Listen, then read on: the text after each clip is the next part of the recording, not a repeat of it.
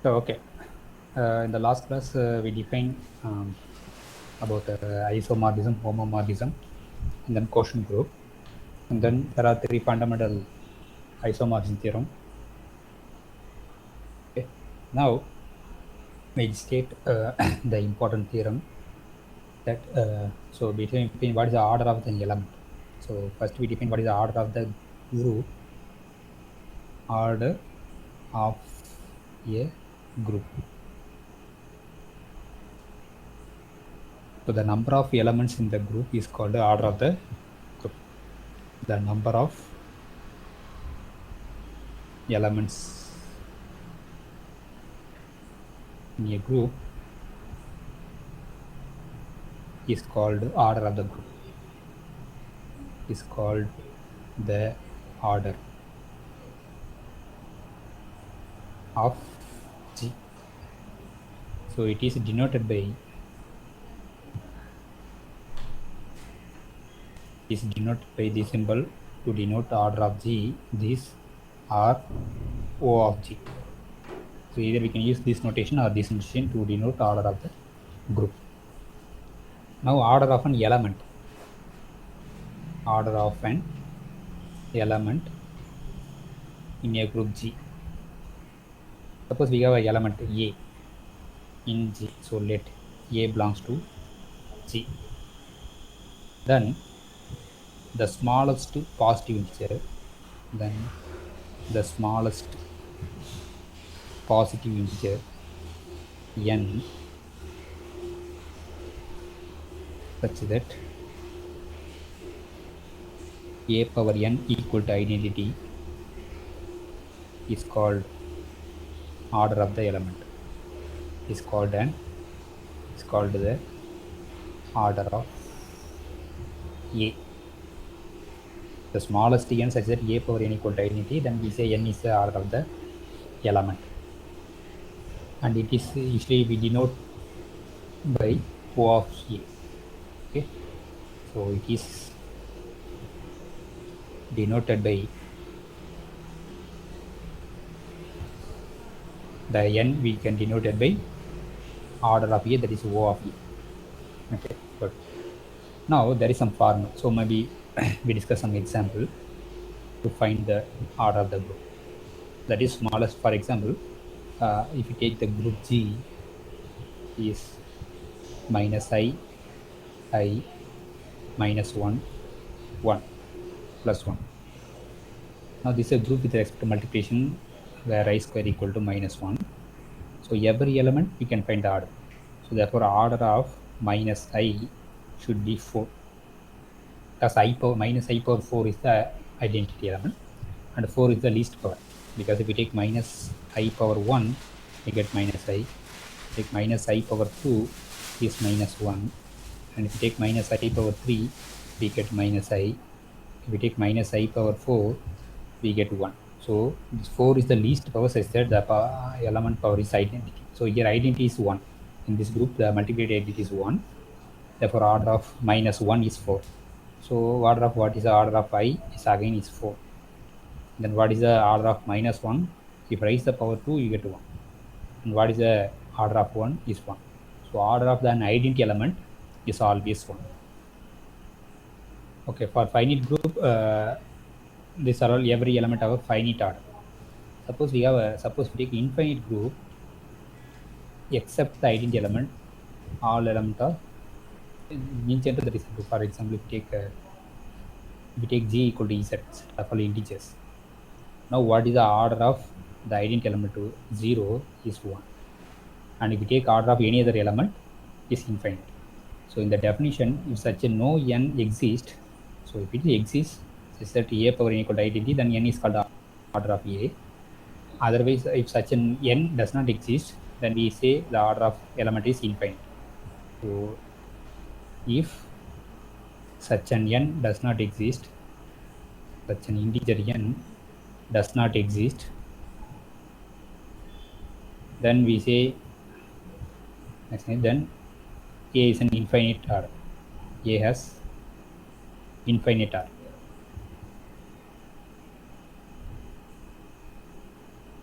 Okay. So in set of all Z, because in addition, so in multiplication we say smallest n such that a power n equal to infinity. This is for multiplication case or general case. So for addition, we have to write n times a equal to 0. The smallest n such that n a equal to 0, then we say n is the order of the element. So order of, so we can add 0 one times, we get 0, therefore order of 0 is 1. But order of, if you take any other element 1, suppose we take 1, you can add n any times, we cannot get 0. Therefore all other elements of order infinite. Therefore order of n is infinite, where n not equal to 1 is infinite for all n not equal to 0, because order of 0 is 1. Okay. So now we have a important so if you take any permutation, is very important point. In the permutation, what is the order of the permutation? Okay. Suppose if we take our group G is the symmetric group, Sn on n symbol. Suppose if you take sigma in Sn. Okay. Now what is the order of the sigma? So it's nothing but, so first we have to write, we know the theorem that any permutation can be expressed a product of disjoint cycles, right? Suppose the length of the cycle is n1, the length of the cycle is n2, and this length of the cycle is n3, and so on. We know the theorem that any permutation can be expressed a disjoint product of cycles. Now the order of sigma is defined to be LCM of the length n1, n2, etc. np. So this is the order of any permutation. Okay. So if suppose the permutation is a cycle, then order is nothing but the length. Suppose if sigma is an m cycle, sigma is an m cycle. So that means what? That is m cycle means what? The sigma should be a cycle notation. So for example, a1, a2, etc. am. If it is m cycle, then the order is m. Then the order of sigma is m. If it is m cycle, then it is m. If it is not a single cycle, suppose the product of disjoint cycle, then take the LCM of the length. So that is the order of the permutation. Okay, this is very important thing. For example, if we take S6, suppose we take S6. In S6, symmetric group on 6 symbol, inside if you take sigma equal to, we take some permutation like 1, 2, 3, 4, 5, and then you take 6, because there are 6 symbols. Suppose this is sigma is the permutation like this. Now these two cycle does not have any common element. Therefore, what is the order of sigma is LCM of the length. So length of this cycle is 3, and the length of this cycle is 3. Therefore, what is the LCM? So the GCD is 3. Therefore, the LCM also 3. Because GCD into LCM is product of the elements. Okay.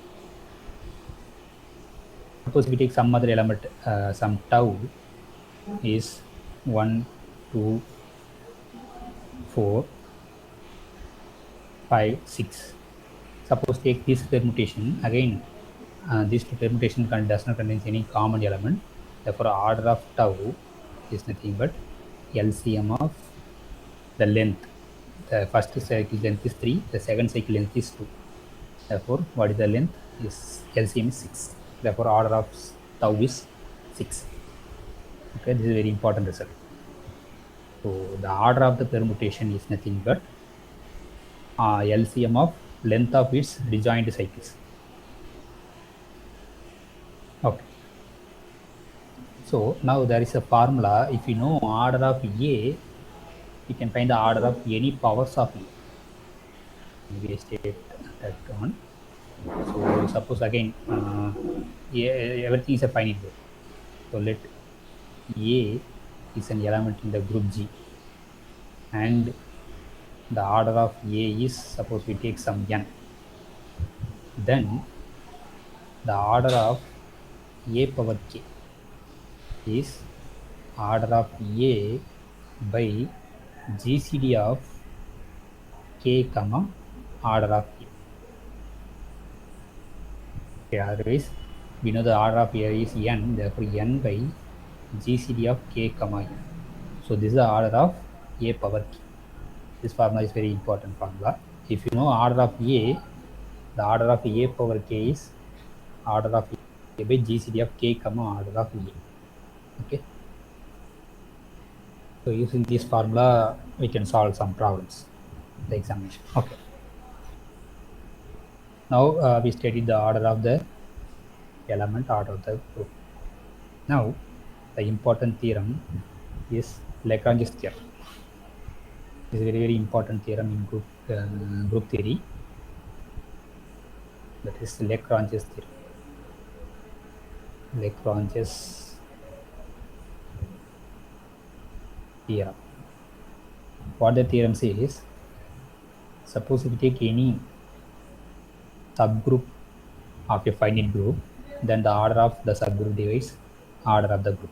So that is, if H is a subgroup of a finite group, that is important. If H is a subgroup of a finite group G, then the order of the subgroup divides, then order of H divides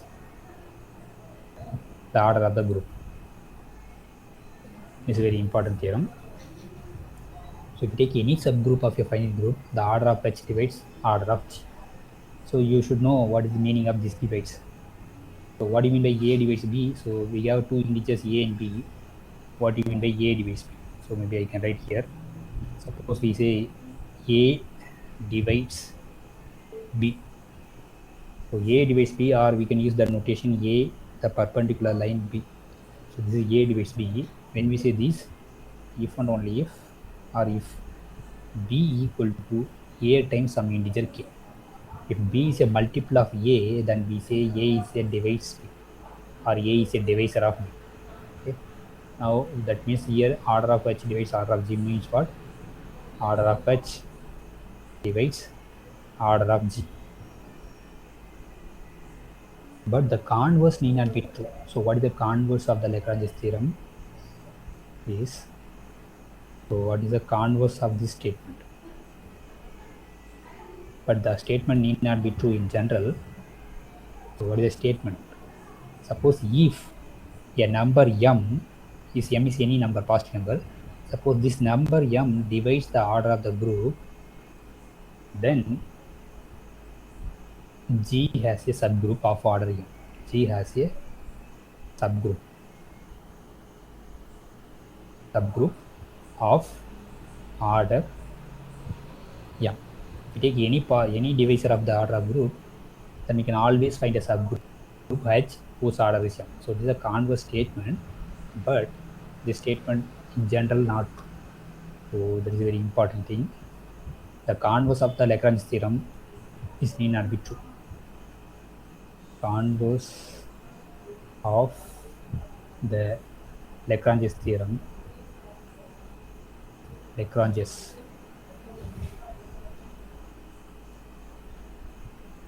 theorem need not be true. So what is the example for this? So that is, need not be true means what? A number divides order of the G, but there is no subgroup whose order is that number. It's very important result. Now what is the example of this one? Why the converse of the Lagrange theorem is not true? So we take A4. So in this alternating group A4. So what is this A4? Set of all even permutation. Set of all even permutation in S4. Set of all even permutations in S4, symmetric group on 4 symbols. Now we know what is the order of this A power 4 is 4 factorial by 2. 4 factorial by 2 is nothing but 12. Now since we know that 6 divides 12, because 12 is a multiple of 6. Therefore, 6 divides the order of the group. So this 12 is nothing but order of A power n. 6 divides this number, but this an, but this a4. This but a4 does not have a subgroup of order 6. Does not have a subgroup of order 6. 6 divide order of the group, but this A4 does not have a subgroup whose order is 4. Therefore, this group A4 not satisfy the converse of the Lagrange theorem. So, what is the converse theorem says? If you take any number m divides order of G, then G must have a subgroup of order m. But this group A4 does not satisfy the converse of Lagrange theorem. Therefore, converse of the Lagrange theorem in general is not true. Okay. Okay.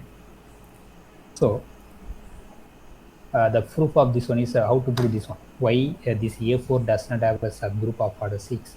Suppose you are to assume that A4 have a subgroup of order 6. Finally, you get a contradiction. So for that, we need some result to prove this. There are some important results you should know. So the characterization of normal subgroup. So what is that? Suppose suppose let H be a subgroup.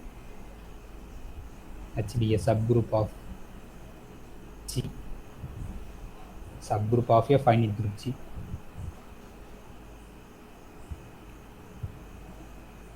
Finite group G. So we can talk about the G by H. So G by H is a collection of right coset, but that is not a subgroup.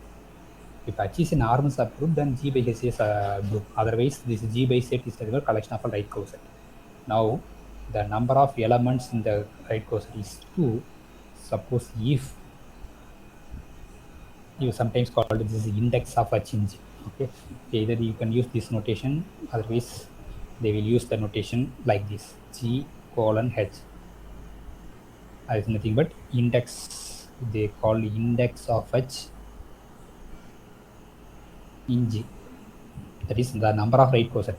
Suppose the number of right coset, you have only 2 number of right coset, then H should be normal. H is a normal subgroup. H is a normal subgroup. So this is very important result. So the index of H in G is 2, then H should be normal subgroup. But in the converse need not be 2. If H is normal, the index need not be equal to 2. One way is always 2. Okay. So we can easily show that using this result, the AM symmetry group, alternating group. Okay. So if you take H equal to the alternating group AN and G equal to the symmetry group SN. Now H is a subgroup. You know that is a subgroup. Now what is the cardinality of S by AN? So this is nothing but cardinality of Sn by cardinality of AN. This is a finite group, we can split it. So we know that the cardinality of Sn is n factorial, and this is n factorial by 2. Therefore we can cancel n factorial, we get 2. Therefore the index of AN in Sn is 2. Therefore AN is normal subgroup.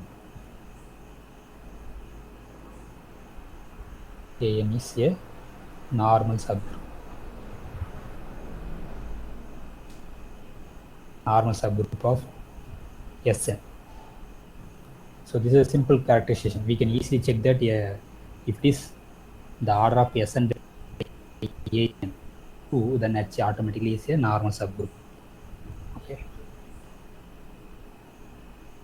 So if only we can say if it is 2, then it is normal. But normal need not be indexed. Okay, now if you take already I mentioned that if you take any abelian group, all the subgroups are normal subgroups. Okay. Now this is one theorem or one characterization that is very first characterization of normal subgroup.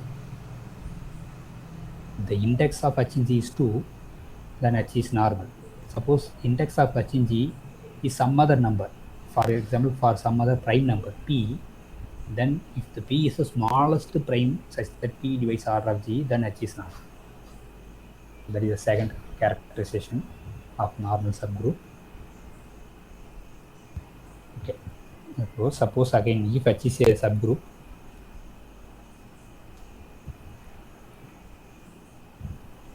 H is a subgroup of G and P is the smallest prime number such that P divides R of G and the index of H in G. Either we can use this notation or R of G by H.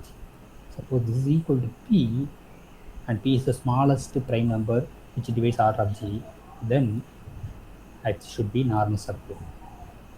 H is a normal subgroup.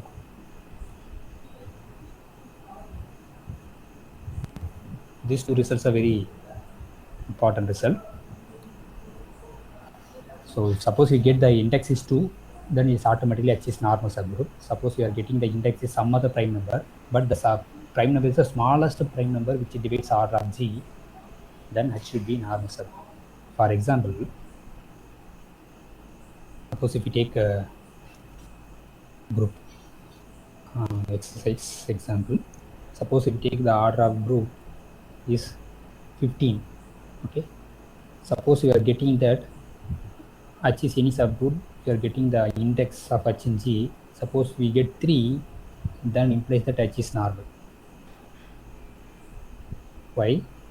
Because this 3 is the smallest prime. So with this 15 can be written as 3 into 5. So there are two prime divisors. One is 3, another one is 5. But what is the smallest prime? 3. Yeah, we get 3 here, and this 3 is the smallest prime divisor of this G. Therefore, H is normal. Suppose if we get the index of H in G is 5, we cannot say H is normal subgroup or not. Okay, but if it is P, where P is the smallest prime number, then automatically H is a normal subgroup. Subgroup of G. Okay. So for any doubt? Okay. Now we have some other theorem, Cauchy's theorem. So now I already said that what is the Lagrange theorem? If we take any subgroup of a finite group, then order of H divides R of G. That is a Lagrange theorem, but the converse need not be true in general, but partially the converse statement is true. That means what? For special type of groups, the converse statement holds.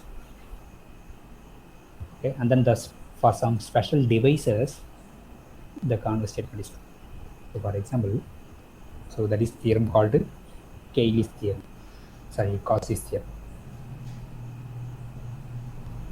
So once the Cauchy's theorem says, suppose if a prime number P divides the order of G, then there is an element. Okay. So the theorem says, if a prime number P means prime, okay, if P divides order of the group, then G has an element of order P.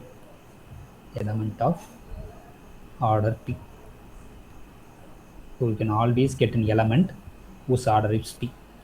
So once you get the element, you can easily get the subgroup. So what is the subgroup? So just spanned by that element. So that is a simple thing, right? Suppose we give given one element A in G. So if A is given, then we can produce a subgroup. So what is the subgroup? We can produce H. So just the subgroup generated by A. So that means what? All the powers of A power n or n A power I, where n in Z. So this is subgroup. Anyway, this is called a cyclic subgroup of A. So this group is called cyclic subgroup. cyclic subgroup generated by A.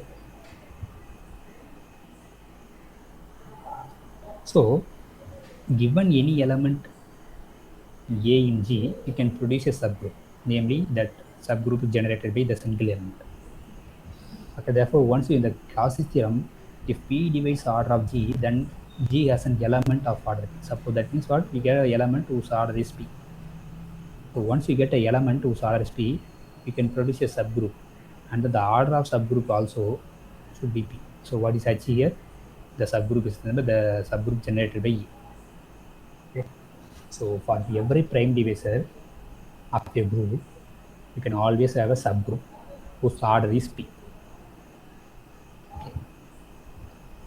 And we know some result that in a cyclic group, suppose if G is a finite cyclic group, and we know that cyclic means what? The group is generated by single element. Suppose if G is generated by single element A, okay, if G is generated by A is a cyclic group, then the order of the group is same as order of the generator A. So this we can say if and only in a finite group. If suppose order of the group is equal to order of some element, then the group should be cyclic group. Only when G is a finite. This is true only in the case of finite group. G is finite, and if G, so to prove G is a cyclic group, it is enough to prove that the order of the group equal to order of at least one element in the group. Such a group is called cyclic group. In the previous example, if you take 1 minus 1, I minus I, so the order of the group is 4 because it contains 4 elements. Look at this example. So what is the cardinality of the group? Is 4. Now we get 2 elements whose order is 4. Therefore, this is a cyclic group. The generators are minus I is one generator and I is a generator, because both these elements have the same order as order of G. But in the case of Z, if we take what is the order of minus 1, this is a generator. Order of minus 1 is infinity. Order of plus 1 also infinity, because only the finite order is 0 element.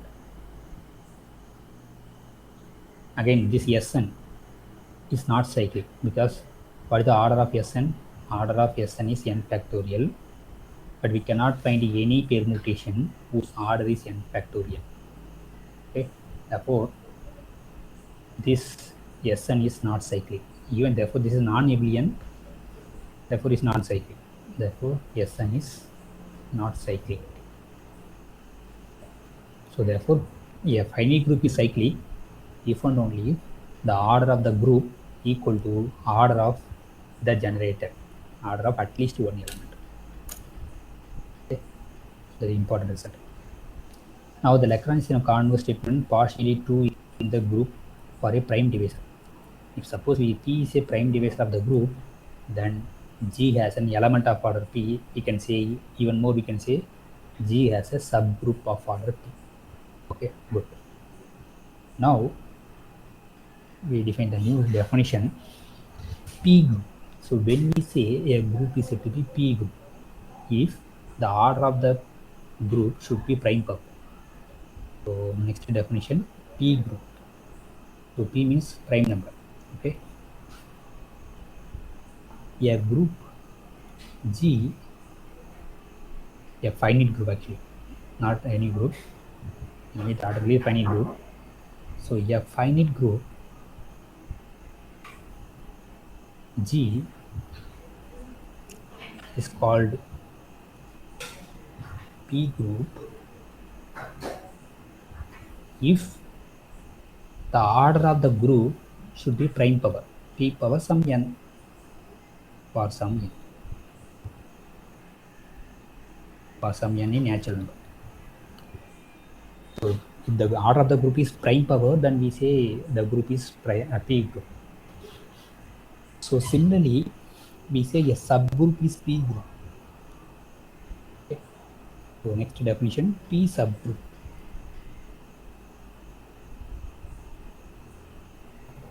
Okay, a subgroup H a subgroup H of a group G is said to be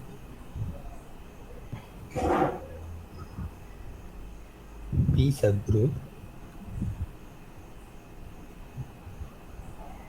if the order of the subgroup should be prime power. So phi power some m something. So anyway, prime power. Don't bother about the order of the group now. Okay, a subgroup is said to be P subgroup. And the order of the subgroup is prime should be prime power, a single prime power for some m, for some m in natural number. So next we say a subgroup said to be Shiloh P subgroup or P Shiloh subgroup. So some books use Shiloh P subgroup or P Shiloh subgroup. P Shiloh subgroup. They can use any name. So when we say a P subgroup is said to be P Shiloh subgroup. That is the largest prime power order of the subgroup. So definition: a subgroup H is said to be P Shiloh subgroup or Shiloh P subgroup. P Shiloh subgroup if, so when we say a subgroup is P Shiloh subgroup if H is a order of H should be prime power, and by Lagrange's theorem order of H divides order of G. Okay, so and with by the Lagrange's theorem we know that P power m, that order of the subgroup divides the order of the group, but the P power m plus 1, if we extra add the one more power, this number does not divide the order of G. So that is the P power m is the largest or maximum prime power of the subgroup. So in this case, that we say H is a Shiloh P subgroup. So Shiloh means what? It should be P subgroup. P subgroup means what? The order of the subgroup should be prime power, and by Lagrange's theorem that number divides order of G. But if the extra condition that if P power m plus 1 does not divide order of G, then the H should be P Shiloh subgroup. Okay. So there are two subgroups. One is P subgroup, another one is Shiloh P subgroup. So when we say a subgroup is P Shiloh subgroup, if the order of the subgroup will be prime power P power m, but P power m plus 1 does not divide order of G. Okay. Now there are three theorems based on Shiloh subgroups. Okay. The first theorem is, so maybe I will give one example. So the maximum prime power order is the Shiloh subgroup. Okay. So for example, if you take a group of order 2 square into 3 cube, there we can talk about the 2 Shiloh subgroup, we can talk about 3 Shiloh subgroup. There are 2 primes are there. Now suppose H is the, suppose order of H equal to, if you take 2, then this subgroup H is not a P Shiloh subgroup because this is a power 1. If you add power 1 more 1, 2. This 2 square divides order of G. Therefore, this subgroup is not a P Shiloh subgroup. But anyway, it's a subgroup, but not P Shiloh subgroup. But if you take the order of H equal to 2 square, then this is a 2 Shiloh subgroup because this is the largest power, the maximum power which divides order of G. Again, if you take another subgroup K, whose order is 3, then this is not 3 Shiloh subgroup because 3 square divides order of G. Therefore, if you take 3 square, again this is not a 3 Shiloh subgroup because 3 cube divides order of G. But if you take 3 cube, then this is the largest power. Therefore, 3 power 4 does not divide order of G. Therefore, this K is a 3 Shiloh subgroup. So the maximum prime power subgroup, that is called the Shiloh P subgroup. Okay. Okay. Now there are 3 theorems due to Shiloh. These are very important theorems. So the first theorem, Shiloh's first theorem. Shiloh's first theorem. So the first theorem says existence of Silo subgroup. So Silo's first theorem says if you take any group of order some prime power into some term. Suppose actually the first theorem says existence of Silo subgroup. So what the theorem says, suppose if order of G equal to P power n into M, this P power n is the largest power of P. That means what? This M does not contains, is not a divisor of P. That means what? And the P does not divide M. Suppose if P divides M means what you will get? If P divides M means M equal to P times some integer L. Now replace this value, therefore P power n into M is P into L. Now the power is 1, therefore we get P power n plus 1 into L. Now we get the more power. So I'm saying that this n is the largest power of this P. That means what? P does not divide M.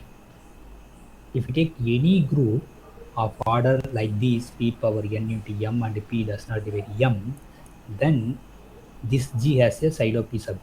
Always this G contains some Silo P subgroup.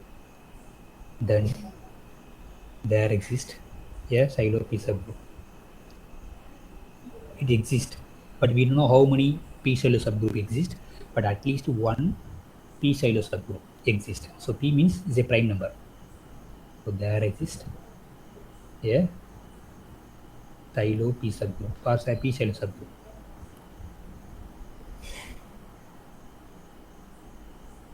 Okay. So this is an important theorem. First fundamental, Silo's first theorem. If you take any group of order like this P power M into N, P does not have M, then this G has a, then there is a P Silo subgroup. Now the second theorem says how many Silo subgroup exist. Once we know that this theorem guarantees that at least one P Silo subgroup exists. Now the Silo's second theorem says exactly the number of P Silo subgroup. That is Silo's second theorem. Silo's second theorem.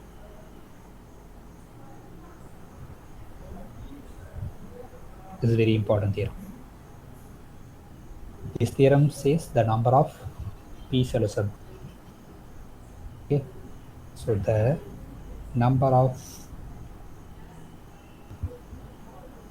P Silo subgroup or Silo P subgroup, number of P Silo subgroup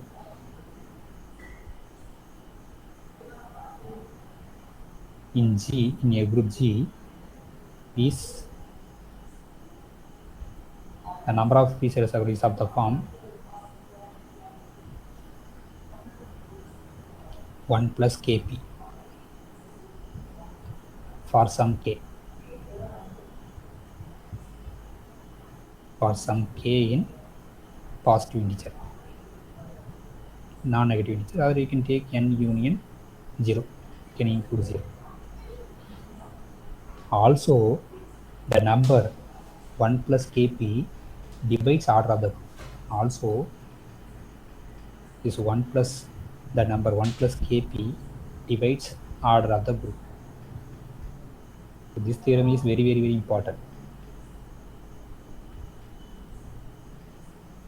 The number of P Silo subgroup in a group is of the form 1 plus Kp. We don't know what is the value of K, but we know P and we know 1.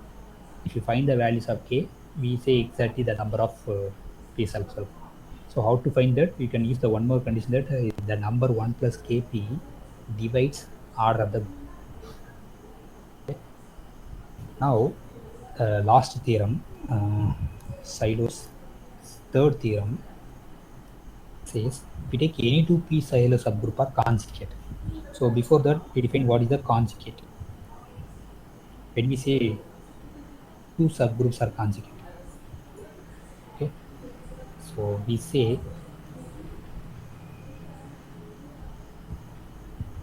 that two subgroups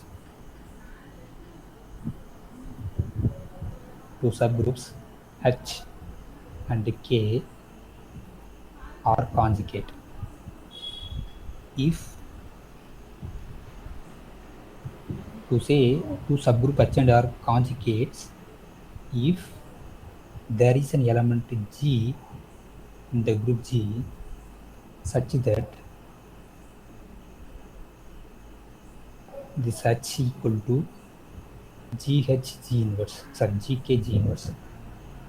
So one subgroup can be written as GK G inverse, or K equal to G inverse HG. So if such a small g exists satisfying this condition, then we say H and K are conjugate. Okay. Now the Sydow's third theorem says any two Sydow's two subgroups are conjugate. So Sydow's third theorem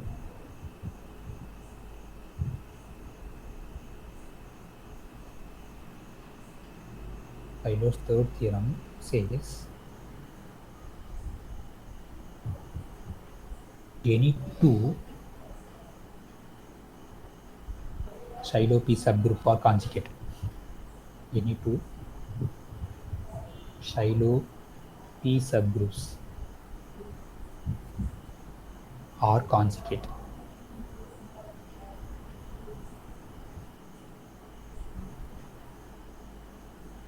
Very important. And there is another theorem. Suppose we get only one p-Sylow subgroup, then the subgroup should be normal subgroup. That is very important theorem. Suppose if the group G has exactly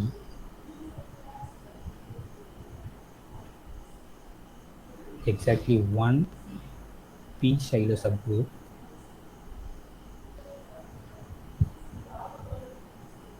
namely we call H. Suppose we have only one p-Sylow subgroup, then that subgroup should be normal subgroup. Then H is normal. And even you can say if and only if. So suppose a p-Sylow subgroup is normal, then the number of p-Sylow subgroup is 1. Therefore we can say if and only if. Okay. This is also very important result.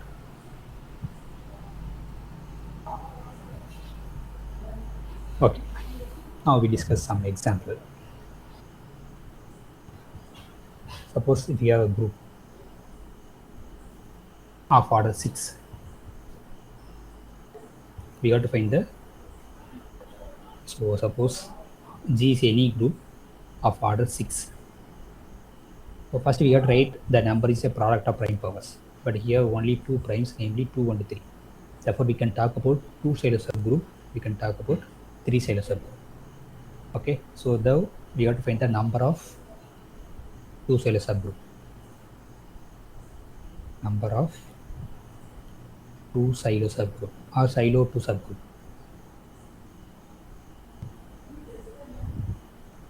The second Sylow says the number of two-Sylow subgroup is of the form 1 plus 2k.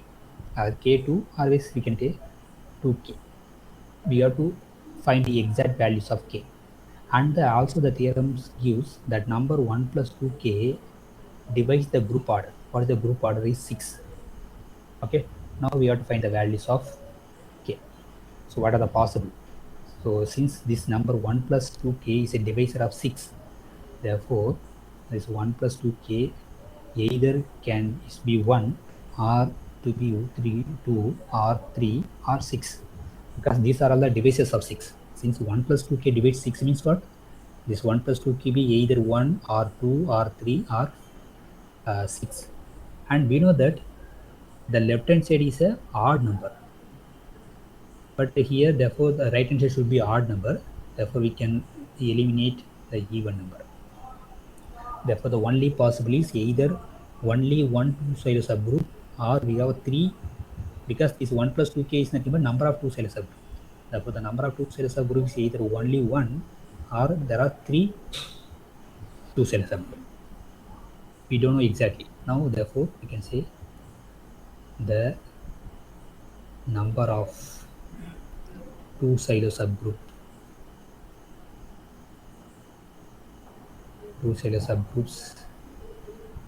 of G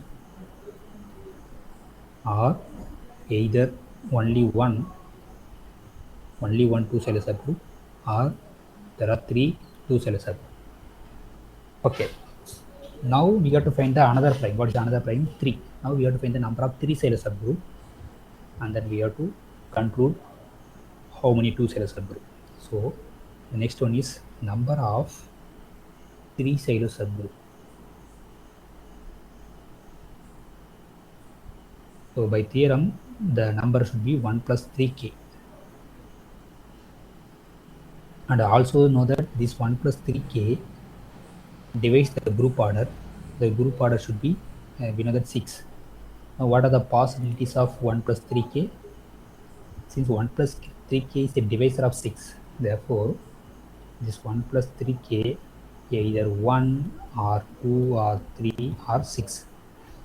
Again, look at this. Since this is an odd number, so okay, it's not odd number, but it's a multiple of 3, and this is 1. Therefore, the total number is not a multiple of 3. Therefore, multiple of 3 is 3, and 6 is also multiple of 3. Therefore, we cancel. But the left hand side is not a multiple of 3 because we add 1. Therefore, the right hand side, the multiple of 3 is 3 and 6. Therefore, these 3, 6 are not possible. Therefore, this 1 plus 3k, that is number of 3-cell subgroup, is either 1 or 2. But for what values of k, you will get 2. If substitute k equal to 0, we get 1. Okay, that is possible. But k should be non-negative numbers. If substitute k equal to 1, you get 4. But you will not get 2 for any values of k. Right? Therefore, the number of 3-cell subgroup is only 1. And we call that subgroup is some name, namely we call H. H is the number of only, because we know that only one 3-cell subgroup, we call that subgroup is H. Now what is the order of H? The maximum power of 3 in the group. Look at the maximum power, the power of 3 is 1. The maximum power is 3 power 1. Okay. So therefore, now this is equal to 3. This is the maximum power. That means what? This group, this subgroup contains 3 elements. But G, the group contains 6 elements. In the 6 elements, we have 3 elements here. Now what about, we have remaining 3 elements. Okay. So totally 6 elements are there in the group. Now we found that 3 elements are there in the 3-cell subgroup. So what about the remaining 3 elements? And then we already give that the number of 2-cell subgroups are either only 1 or 3. Suppose there are 2 cases. Suppose only one 2-cell subgroup, namely we call K. K is a 2-cell subgroup, and suppose is only 1, the order of this should be maximum power is 2. But since this is a subgroup means what? It always contains identity element. This H is also subgroup, therefore this also contains identity element. Already we counted the identity element here, and here also we count the identity element. Now if you sum this, we get only 4 elements. Because we count only 1 element here, because already this K contains identity element, this H also contains identity element. So we cannot count the element twice. Therefore, now we listed only 4 elements. Therefore, the 2 elements are missing. So totally 6 elements. Now we found 4 elements, but the 2 elements are missing. Therefore, if we take only one 2-sided subgroup, we are not get the exact values of 6.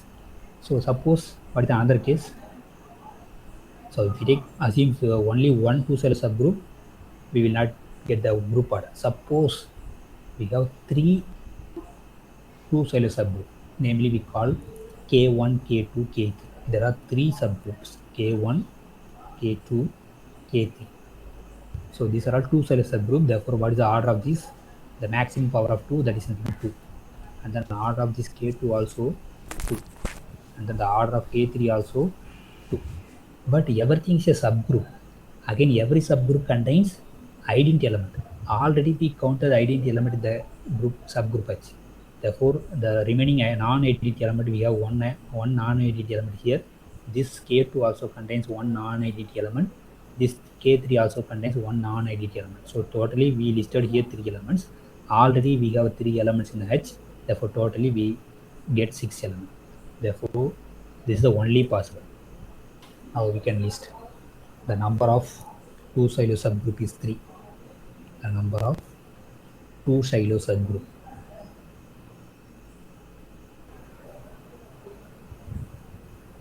is 3.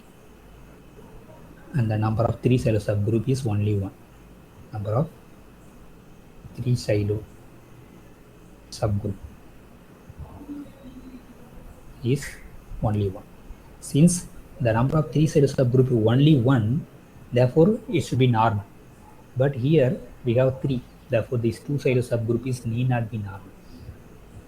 Okay, normal means only one p silo subgroup. So therefore we get only one 3 silo subgroup and it is normal. The 3 silo subgroup is normal.